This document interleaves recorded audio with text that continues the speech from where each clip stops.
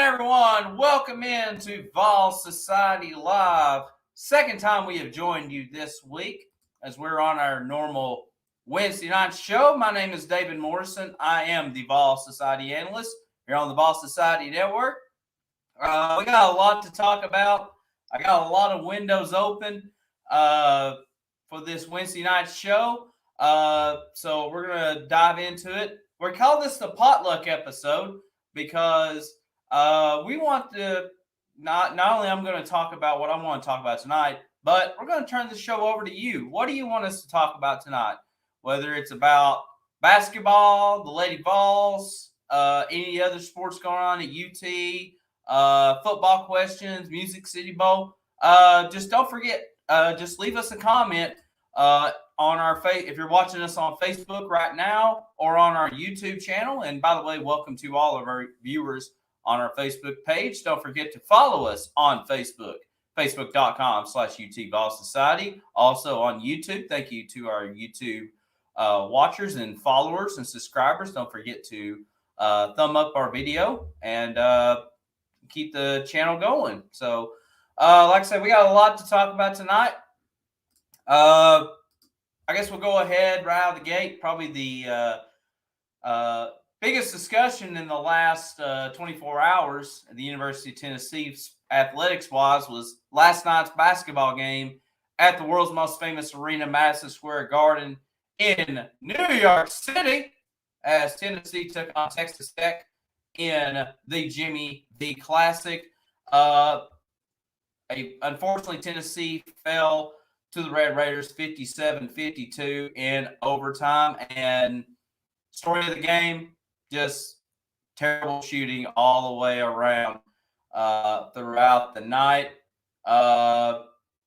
Tennessee on the night, 19 for 71, 26.8% from the field, 6 for 40 from downtown, which is 15%. And then Tennessee, that matters worse, was only 8 for 16 from the charity stripe, 50%. Hello to my grandparents watching tonight. Leading scorer for Tennessee was John Fulkerson, and he had 10 points. But if you look at the stat line for Tennessee, just terrible shooting nights all the way around. Santiago Vescovi, we haven't mentioned that on the show.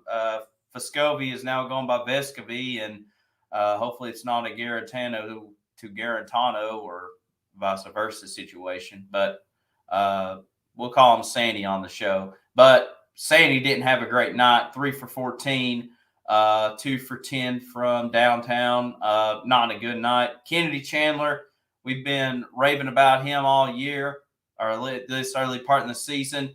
4 for 13 from the field, 1 for 5 from three-point land. Victor Bailey was 1 for 6, but all his shots were three-point shots.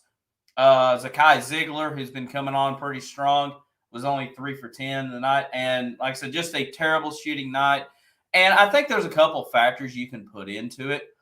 To me, I think, Tennessee last Saturday played in Boulder, Colorado against the Buffaloes. So obviously you're traveling a couple time zones to the West Coast. You're playing in altitude. And then all of a sudden you got to get ready to fly back to the East Coast and play in New York City against Texas Tech. I kind of wonder if there may have been some jet lag or, maybe just going from playing at almost, I don't know how tall Boulder is, probably close to 6,000 feet above sea level, going to, back to lower ground level. So I kind of wonder if there was some jet lag or probably just getting used to it. And I guess hindsight 2020, it's good to have a road game like that at Colorado, and they had a great home court advantage. But I kind of wonder now, hindsight 2020, if maybe we could have spaced that game out a little bit. But who knows? And also Texas Tech, I'll give credit where credit's due, and they didn't have a great shooting night either. And I'm sure Mark Adams and the Red Raider fans are probably kind of in the same boat as us. Like, how in the world did we squeeze out a win with our shooting night? I mean, Texas Tech on the night shot 31% from the field, and they were only 16% from three-point land. They were a little bit better on the free throw line, but they had three guys in double digits as far as scoring goes, including their leading scorer, Terry Shannon Jr. And like I said, Texas Tech has been one of the best defensive teams in the nation the last 3 or 4 years. Matter of fact, that's how they got to the national championship game a couple of years ago when Chris Beard was still the head coach, and they had, Terry Shannon on the team and former Tennessee basketball player that transferred to Texas Tech, Tariq Owens, was on that Final Four squad that lost to, I'm trying to remember who they lost to. I think it was like Villanova, maybe. Anyway, so like I said, they live and die by the defense and try to shut down high offensive teams. And like I said, Tennessee can play great defense from time to time. And, it was a battle defensively, but like I said, the scoring was just awful. And of course, Josiah Jordan-James had a breakaway chance to slam it down with a huge dunk, and he probably had the ugliest layup, even though it looked like he may have pulled something and kind of went down, but he got back up and went back playing. So just an awful night for Tennessee basketball in the Big Apple. And like I said, you don't want, and like I said, it was a good opportunity for Tennessee to play in a great event in the Jimmy V Classic. So, obviously you don't want to turn that game down. Tennessee had a chance or was going to play in that one last year, but due to COVID, we didn't get a chance to play in the Jimmy V Classic against Gonzaga. And now we made it up this year. Unfortunately, came on with the losing end in that. So Tennessee now basketball team shifts their focus to UNC Greensboro coming up on Saturday. That is a 4:30 tip-off. I believe that'll be on the SEC network. Looking at the red, and Tennessee's got a pretty deep non-conference schedule right before the holiday break. We mentioned UNC Greensboro on Saturday, and then next Tuesday they take on USC Upstate. Should be an easy win for the Vols. But then they got to turn around and play another big-time game, and that's the Memphis Tigers, who right now has dropped a couple of games to SEC opponents. They lost to, matter of fact, two SEC unranked opponents on the road. Memphis lost at Georgia, and this past weekend lost at Ole Miss. So, Penny Hardaway and the Tigers are ready to get a big win. And, of course, Tennessee and Memphis has always been pretty bitter rivals in basketball. And, Penny Hardaway has said stuff about Rick Barnes and our team in the past. So that game is coming up on December 18th, and that will be played at Bridgestone Arena in Nashville. And then Tennessee has a huge home game on December 22nd as the number 11 Arizona Wildcats come into town. Arizona wasn't even ranked the start of the season, but they have really caught fire. And like I said, this game is pretty close to being sold out. But, I'm sure it'll be sold out by the time that game rolls around. So Tennessee needs to clean up their act here before – obviously, you want to take it one game at a time, but another big opportunity coming up with Arizona coming up on the 22nd. Plus, like I said, you also need to get this win over Memphis and even UNC Greensboro, who could be a potential Final Four team. And then right after that, December 29th, you're on the road in Tuscaloosa against number 9 Alabama. So big opportunities for the Tennessee men's basketball team right now. Currently sits 6-2, number 13 in the country. I'm sure will still be ranked going into next week. All right, switching over to the Lady Vols. Let me get their schedule pulled up here. Like I said, Lady Vols, Kelly Harper doing a great job so far this season. Lady Vols undefeated on the year. Coming off a win against Virginia Tech last Sunday in Blacksburg, and they got a pretty hefty schedule coming up like I said, they take on Georgia State on Sunday. 2:00 tip-off should be an easy win for the Lady Vols. But then on Saturday, December 18th at 5:15, the Lady Vols welcomes in a longtime rival and the number 4 Stanford Cardinals. So a big top 10 matchup for the Lady Vols coming up on December the 18th for a 5:15 tip-off as Stanford takes on Tennessee. And then 2 days later, they take on ETSU, and then December 27th against Chattanooga. So all those games are in Knoxville. And then they take on Alabama on December the 30th. So, like I said, Kelly Harper and the Lady Vols, keep doing your thing. Like I said, this, they were preseason pick number 2 in the SEC behind South Carolina. So, obviously, probably the biggest threat to Don Staley's South Carolina Gamecocks. So, we shall see how they'll do. We mentioned Jordan Thorson, who's really come on strong for the Lady Vols. We had her in our Vol Society Awards on Monday for Breakout Vol of the Year, which we'll tell you the voting update here pretty soon. But like I said, Kelly Harper and the Lady Vols doing some great stuff right now, and hopefully they continue to keep it up. All right, so that is a look at basketball. Real quickly, like I said, the men took one on the chin, probably a few times to the chin, and probably a couple of right crosses to Texas Tech. And like I said, some big games coming up towards the end of the month. And then, like I said, the Lady Vols, they got a big one coming up on December the 18th as they welcome in Stanford. So that's your basketball update. And like I said, we'll continue to update the team. And definitely once we get into SEC play, we'll dive more into it as we go. All right. Let's look at Tennessee. Like I said, the Music City Bowl coming up on December the 30th, 3:00 kickoff against the Purdue Boilermakers. We talked about that game somewhat on our last show Sunday night when when we found out where Tennessee is going. You can go back in our archives and listen to that. And like I said, and we'll dive more into it on the 29th. We'll do a full big preview with Purdue. But like I said, getting a little bit more information about Purdue Boilermakers. Like I said, they are definitely a pass-heavy team. We mentioned Aiden O'Connell a little bit. Like I said, he is I think a second-team All-Big Ten quarterback. So Tennessee secondary is going to have to be ready for this Purdue attack. Like I said, this is a team that has a couple of top 5 wins on the year, upsetting Iowa at Iowa and then Michigan State at home. So, like I said, the secondary is going to have to be ready. And David Ball is an all Big Ten wide receiver. Matter of fact, first team.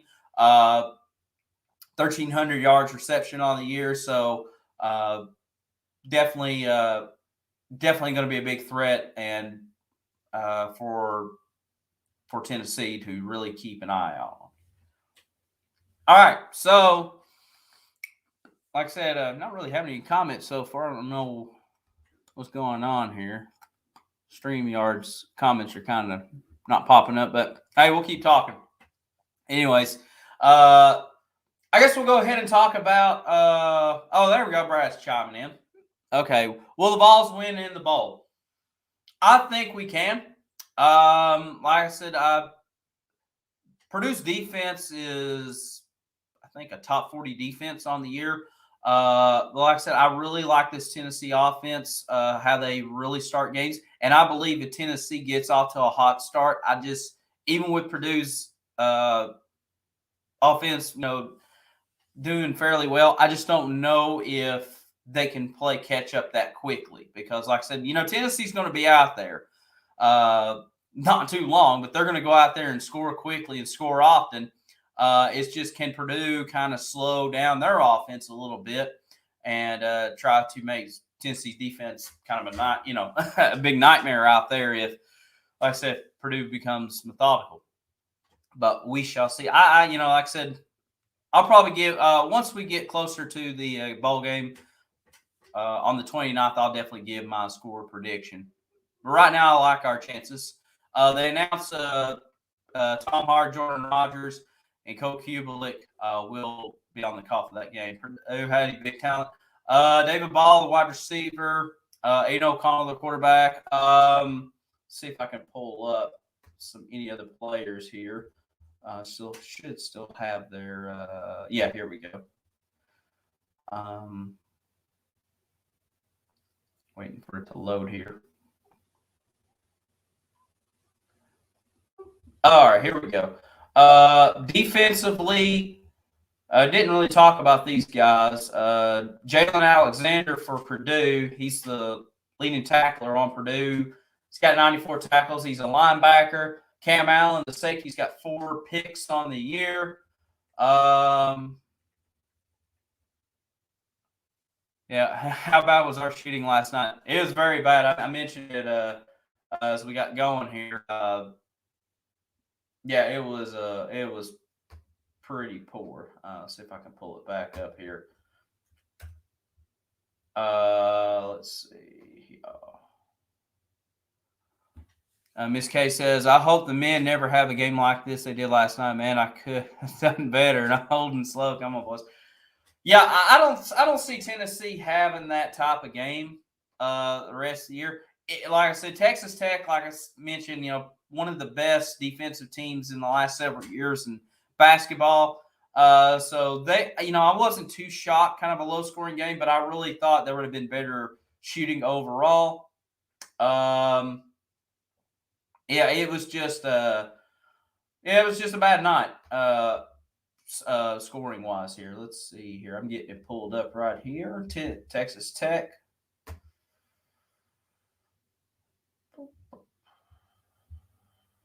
I just clicked on their profile. Where's the game at? Here we go. I found it. Okay, let's see. Box score. It just went away. Hang on just one second. All right, so you ready for the Vol Society Staff Appreciation Day this Sunday, David? Yeah, I am. Should be a lot of fun heading out to Charlotte. Look forward to the weekend out there. All right, now I got it pulled up here. Tennessee on the night shot, mentioned this in the beginning, 31% from the field, 19 for 61, 16%. I'm sorry, that's Texas Tech. I knew that was, yeah. Tennessee shot 26% from the field, 15% from three-point land.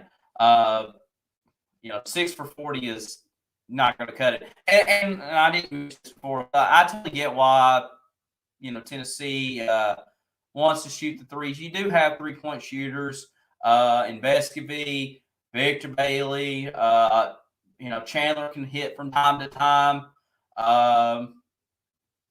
And Justin Powell, we got him from the transfer portal. He shot a lot of threes at Auburn.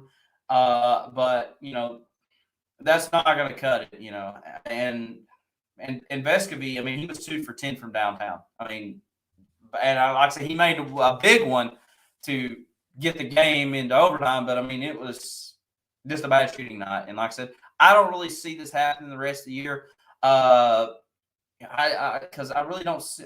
Probably the closest thing you're going to see to a Texas Tech team is when we play Texas in the SEC Big 12 Challenge coming up in the middle of January, which Chris Beard was the former head coach for the Red Raiders. So, like I said, I think a lot of these other games is going to be kind of more up tempo and more to Tennessee style. But I don't really see a grind out defensive squad kind of the rest of the year.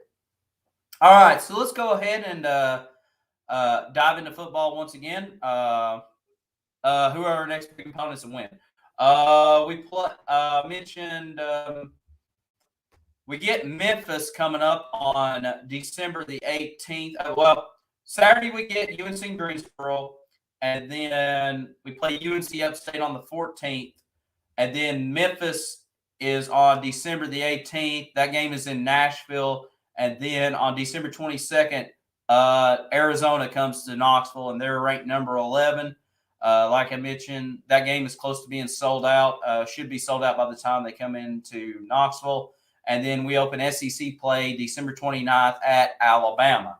So between Memphis, Arizona, and Alabama, these next three games are huge. I mean, even UNC Greensboro is not going to be a walk in the park, but hopefully Tennessee can come back nicely and do very well. Like I said, we got to not, and like I said, after that Villanova game, we came out refreshed the next day and defeated North Carolina pretty easily. And then we had a nice road win against Colorado. And I don't know when you joined, Brad, but I kind of mentioned, I wonder if, flying to Colorado on that Saturday and then turn around and fly to New York on that Tuesday, dealing with time zones and flights and the altitude. And I don't know if they went back to Knoxville and then to New York, if they flew straight from Boulder to New York. So a lot of frequent flyer miles for this Tennessee team in a matter of 4 days. So, all right, now let's talk about Tennessee football recruiting. This is next Wednesday night. We're going to be talking about of course, it's early signing day across college football, so that will be our main theme of our show is the early sign recruits. So right now, according to 24/7 Sports, which is my personal go-to page for recruiting, Tennessee right now is number 18 in the country in recruiting. We have jumped 10 spots in 2 weeks. We were like at number 28, and with the recent additions to Christian Harrison, Joshua Josephs, and then who was the other one that we just posted the other day about the other 3-star guy. Anyways, Tennessee has jumped 10 spots. Like I said, we'll find out officially. Well, I mean, we kind of know who's coming aboard on Tennessee's team, or Tennessee's football team. But we finally get the letter of intent, and we finally will find out who's coming to the team in January, and should be a lot of fun. Jordan Thomas, that was the one we posted last about. But looking at some of the latest crystal ball predictions, Caleb Webb, who just got bumped to a 4-star on 24/7 Sports, he is now the clubhouse leader to come to Tennessee. He's a 6'2", 6'2 and a half, 185-pound wide receiver, 4-star guy. Like I said, that's a name we're going to have to really keep an eye out on next week as far as recruits go. Running back Justin Williams, I haven't really mentioned him on the show, but Justin Williams was a West Virginia commit, and then he decommitted 2-3 weeks ago from West Virginia and reopened his enrollment, paid a visit to Tennessee, and then he just took a trip to Auburn, and now he's narrowed down his final 2 schools in Tennessee and Auburn. Right now, Tennessee is the favorite to land Justin Williams, and that's huge for us as Tyon Evans, hit the transfer portal before the season ended. Now he's going to Louisville. But that'll be a nice running back to pick up to go along with Jabari Small and Jalen Wright. And like I said, we need all the running backs we can get. And Jerry Mack, our running back coach, at the beginning of the year, they asked, how many running backs do you need to be successful? And he said 6 running backs, because you just never know when somebody may get injured or hit the transfer portal right out of the gate. And I think Justin Williams will be a nice addition to us. He's 6 foot 205. He's a 4-star running back for us. Another guy to watch out for on the defensive line, Caleb Herring. He's 6 foot 5.5, 206. He's an edge rusher. Looks like he's possibly going to be coming to Tennessee. He's up there with along with like 19 other schools, so should be interesting. Jeremiah Caldwell doesn't look like we're going to get him. Looks like he may be going to Kentucky, but he's a 3-star defensive back. And then that's really kind of, well, we also got Giovanni Davis, another defensive lineman. So Brad says we are at least getting 9 wins next year. I think we could. Some of the ones that we've already got, we mentioned Jordan Thomas, we mentioned Christian Harrison, Joshua Josephs. Let's see here. Khalid Perry, we hadn't really mentioned. 3-star linebacker. He's 6'3.5", 215 pounds. That's used for us. One of our weaknesses going into next year is linebackers. I mean, Jeremy Banks has done a good job for us on the linebacking core. And 2 or 3 others. But I mean, like I said, Banks is going to be gone.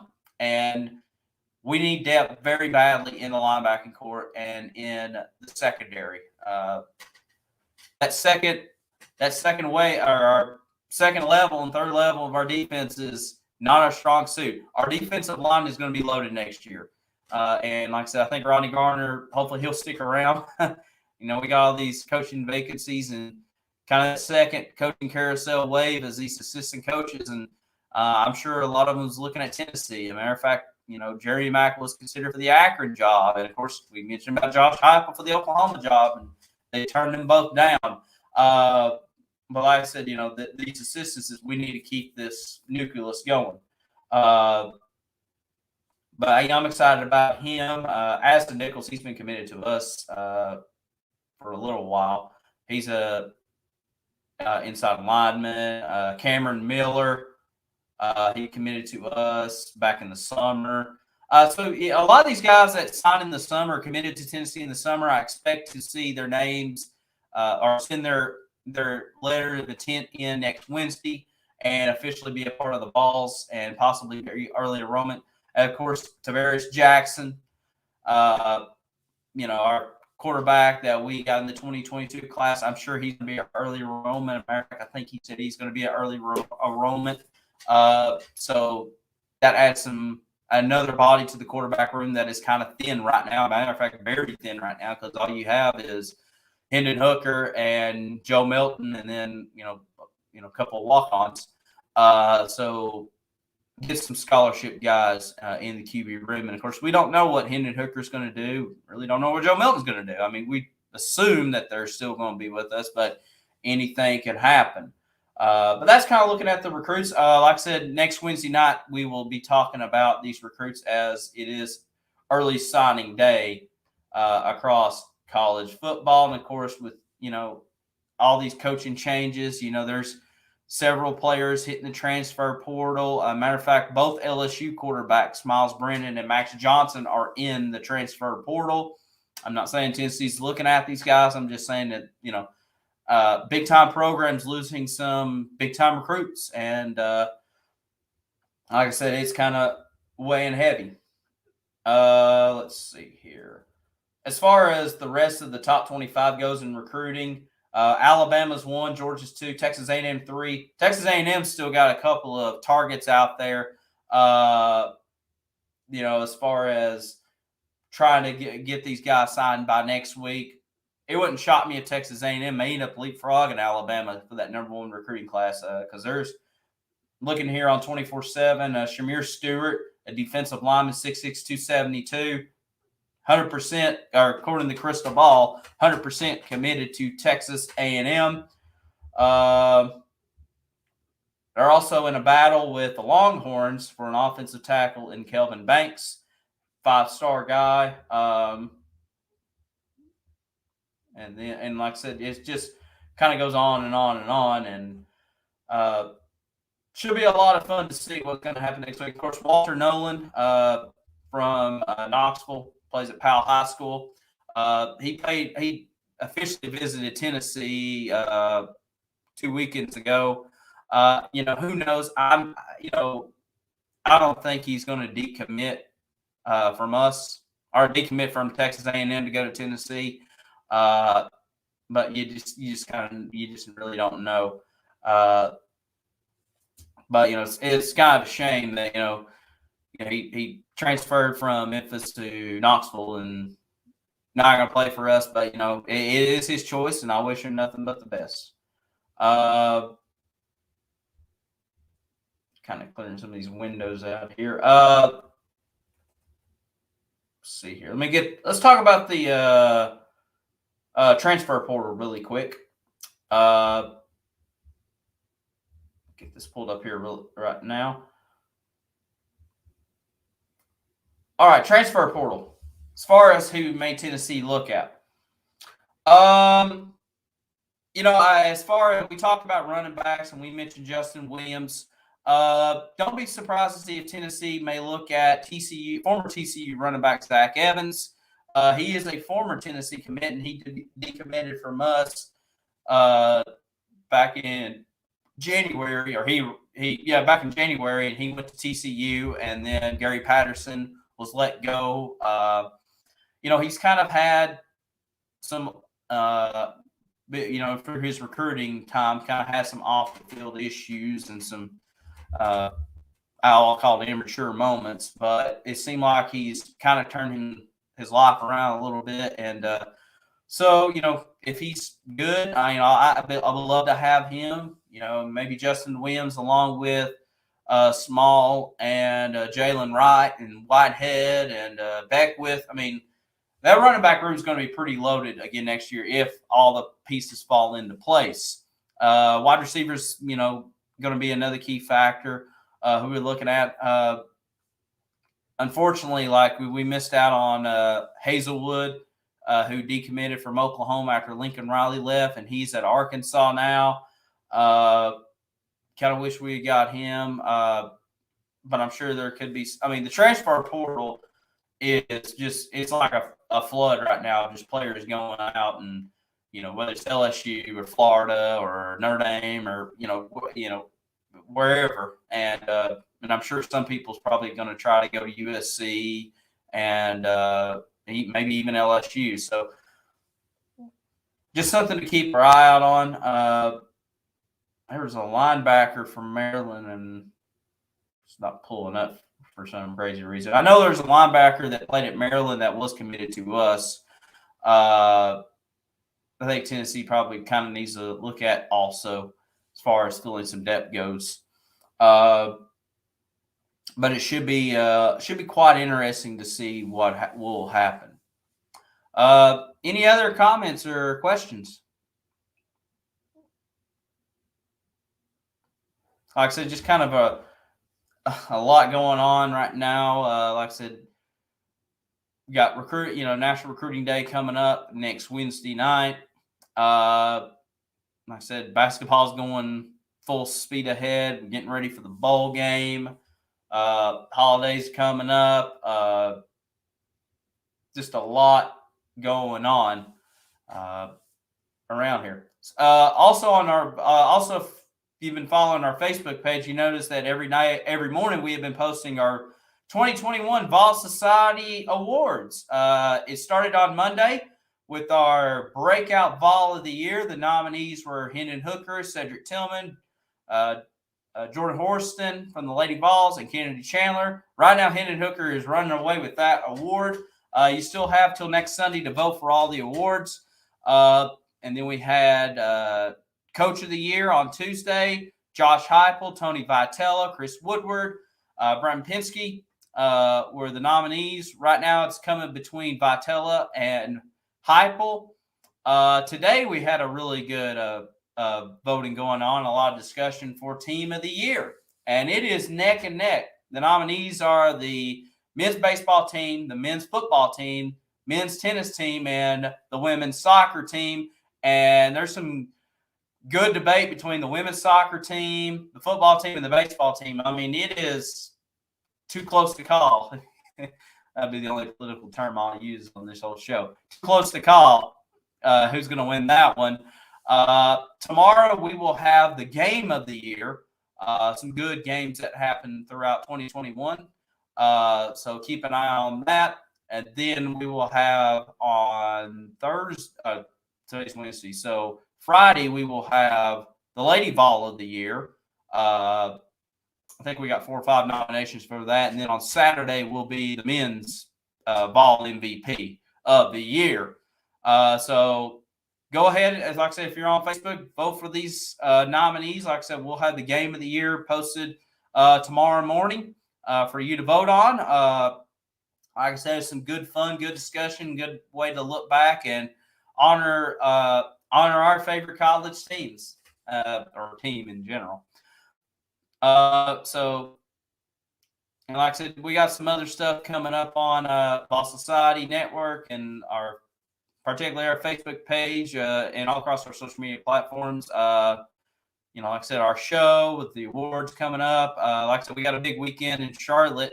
Our Ball Society get together. We may post some stuff about that. Oh yeah, Brad! Congratulations to Al Wilson. I forgot to mention this. Al Wilson went into the College Football Hall of Fame Tuesday night in Las Vegas. So big props to number 27, getting the recognition he deserves. Great class that went in this week, and like I said, UT was well representative with arguably the greatest linebacker who ever played at the University of Tennessee, Al Wilson, and Al's picture is right there. There you see my finger. I met Al Wilson before the South Carolina game in, I think, 2017, something like that. Really nice guy that I met him. Yep, Brad's one of his favorites to play the game. Absolutely. Yeah, big congratulations to him. And like I said, Tennessee really honored him this year. Renovations are also going on at Neyland Stadium. Right now, they've tore out the east side of the bleachers and doing some major renovations. According to Dr. Danny White, there will be 2 jumbotrons by the 2022 season at Neyland Stadium. I'm excited about that. I know there's some controversy as far as, are we going to keep the 100,000 seat capacity? It looks like not much. Brad said, what can we expect from these renovations? Like I said, obviously they want to expand the seating capacity, or the seat in general, not really the capacity, but make quality seating areas. And I know at times in certain parts of the stadium, you're kind of crunched in there like this, and it can be uncomfortable, especially sitting on a metal bleacher that's been in there for 30, 40, 50 years probably. And so I expect to see a little bit more quality seating. I know, like I said, it may cut out the capacity. That's as good as 2-pack. It is pretty packed. Like I said, depends on where you're at. The sideline seating is all right, but some of them corner seating and in the end zones, I mean, you're kind of crunched in there, especially if you get a full house. Like I said, you're going to get the 2 jumbotrons. Obviously, the one in the south end zone has been there forever. Still going to be there. And then you're going to add one in the north end zone. I'm very excited about that because most of my seating is in the south end zone. If for those who don't know what the north and the south end zone is, the north end zone is where Tennessee runs out for the tee. That's the north side of the stadium. The south side is where the visiting side runs out. The east section is the Tennessee sideline. So like when you're watching the game on TV from the press box, that's the east side kind of looking. And then the west side is obviously the opposite. So I know they're going to renovate the south end zone bathrooms and concessions. And if you ever been to Neyland Stadium and been in the south end zone, them bathrooms in the concession stands, I mean, they still look like 1979 in there. I mean, it is very, very dated. And, Brad says 2 jumbotrons would be great. That's the way Charlotte is, and I love it. Yeah, the Bank of America Stadium where the Panthers play, they do have the 2 jumbotrons. Nissan Stadium does too. There's just kind of like one big jumbotron and kind of a miniature jumbotron. But yeah, it's very convenient. Mentioned like I said, the men's bathrooms at Neyland Stadium. Try not to get too gross out, but it is a trough still in there, and probably not the most lovely place to be in Neyland Stadium. And like I said, them bathrooms are pretty dated. The concession stands are pretty dated too. I mean, like I said, it's still kind of the old basically you're almost kind of like looking down at the person that's behind the counter. So like, I need a popcorn and Coke. So you're kind of like looking in a hole, and like, but like if you go to the upper deck, it's like a normal concession stand. And of course, the east side of the stadium and the west side of the stadium are the updated versions where it's more of a indoor climate capacity concourse, kind of like if you go to any pro or even minor league stadium is. It's more convenient and a lot better, and the bathrooms are a lot more updated and nicer. But the once you get around to the end zones, it's very rough, and they're definitely going to renovate those. And that's probably the one I'm more excited about is getting them end zones, bathrooms, and concessions a lot more updated and clean. Like I said, I prefer quality over quantity. Like I said, yeah, it's awesome to have 100,000 people there. Unfortunately, with the combination of on-field performance and possibly tickets going up, we haven't really filled 100,000 seats in a long time. Hopefully, we can get back to that one day, but it's just a combination of a lot of stuff. But like I said, you want to make Neyland Stadium. Like I said, we talk about it being a mecca in college football, and even media personnel says they love coming to Neyland Stadium because of the atmosphere and stuff like that. But like I said, the concourse and the outside, what you don't see on TV, it's pretty rough, and it needs major renovations. I mean, like I said, the sidelines between gates 10 to 21 are nice. Well, actually, 13 to 21 is nice, but once you get around, it's pretty bad. Like I said, I'm excited to see these renovations come aboard. Like I said, also, I think they're going to do some renovations to the baseball facilities too pretty soon. I don't know if they started that or not. I know there were some discussions. Obviously, the Anderson Training Center, where Tennessee uh, indoor practice facility is at, it's getting major renovations too. I have to go back and find the article. They posted it 2-3 weeks ago, and it looks awesome. I mean, you have like a big old pool. You have like when you walk into this pool room, you have like this steam, almost like a steam shower, kind of a deal, and like massage tables, and then they're going to possibly have a bowling alley in this Anderson Training Center, and have like a room you can go sleep in, like the big lounge beds that LSU has, and I think Alabama has. So Tennessee's getting them. Obviously, it's not, the fans ain't going to see it, but as far as players and recruiting goes, it's going to be very nice to see. I'm sure the locker rooms is probably going to be the next thing to get remodeled, even though they're pretty somewhat state of the art. At least back, I know when Brad was there as a student, they were definitely state of the art. But definitely, as technology advances and kids love the bells and whistles of college football, and obviously, they want to be right there with some of the big boys. And I know a lot of traditional college football fans, don't really like the multi uniforms. You have to stick to your school colors, and why do we have a barber shop in there, or a bowling alley, or a video game room? I mean, I get it, from a traditional standpoint, but you got to remember, these are 18 to 22-year-old kids who love video games and love all, the stuff that goes along with college football. I mean, the football's still going to be there, and the play's going to be there, but as far as the accommodations go, as far as a student athlete goes, and with college football making millions and millions and millions of dollars every year, I mean, almost $1 billion corporation, you want to reward your players with the best college experience, especially for a student athlete, and NIL is a big part of it too. And I know that was also some of the discussion with our recruiting is the NIL program falling behind already, which I really don't know. I know some about the NIL, but I'm not fully engaged in it, and don't want to speculate too much. But I know, like, as far as some of the companies go, I know Fulkerson, he's got a couple of 2 or 3 NIL deals, one with Mayfield's Dairy Farm, Powell's fast food place up in the Tri-City areas where he's from. Ashley Rogers, who's from Decatur, Tennessee, which is 15 minutes up the road from where I'm at. She has a deal with Orange Mountain Designs, which is a primarily Lady Vol's clothing store, and they made some shirts for her. The Mays brothers have an NIL deal with DW Designs, which is a t-shirt apparel store in the Knoxville area.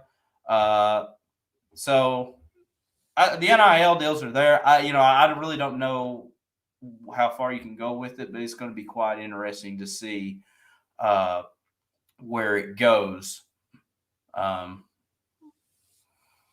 As far as NIL deals, I just hope we get a college football video game back. I mean, I know it's coming pretty soon, but I'm excited just whenever NCAA football comes back. I guess it would be PS5 or PS6, who knows, whenever that comes out. I've had some great memories playing NCAA football back in the day. I remember, a little side story here. I remember, of course, if some of y'all know, I'm a band nerd. So I remember one time when we did band practice in the summer, during our breaks, me and a couple of my buddies at the time, Brian Regan and Brent Ramirez, we would grab one of the TVs from the AV room and bring one of our PlayStation 2s, and we would play NCAA football during our breaks, and kind of a hit in the band room. So that's some pretty good memories there. And then we would go to one of our houses and play it too. But good stuff there. All right. I think that's going to kind of wrap it up here. Like I said, next Wednesday night will be our recruiting episode or signing day episode. We'll find out which Vols have already signed and who may be coming in as far as early enrollments in January. And we'll find out who the number 1 class in the nation is. Obviously, we're not even going to sniff that. You remember when Brent was in the UT band? Yes, I do. I remember. I may have been up there when he maybe went to a game when he was up there in the band. But yeah, that's from Miss K. Her oldest son was a former member of the Pride of the Southland marching band. I didn't make it to the Pride of the Southland band. I wasn't that great. I spent too much time playing video games and not playing bass drum, but it is what it is. Yeah, like I said, National Signing Day episode next Wednesday night. And then, so that will be the 15th. December 23rd, probably won't have a show. That's too close to Christmas, so we'll probably take a week off that day, but then we'll be back on the 29th. I hope I'm doing I think that's right. I don't have a calendar in front of me. Anyways, that Wednesday before Christmas, we won't have a show, but then the eve before the Music City Bowl, we will do an official big Music City Bowl preview. We should get a better update of, as far as the team goes, and I'll have better information about Purdue. And then we'll roll on to that, and we'll be into 2022, and be a lot of basketball talk coming up in the month of January. Some big games coming up for the men's team and the Lady Vols, and hopefully we can get some scoring going as far as the men goes, and I think we will. Like I said, I just think it was just a kind of a bad opponent we ran into. But anyways, we're going to go ahead and sign off. Thank you for joining us tonight. Kind of a variety potluck. I don't know what else you want to call it. Kind of just a variety episode to catch up with some updates on some stuff. Like I said, we'll talk to y'all next Wednesday night for the National Signing Day episode. Find out who the new Tennessee Vol football players are. Until then, have a great night, everyone. And as always, go Vols. Oh, let's see here. 5, 4, 3, 2, 1. 50 minutes.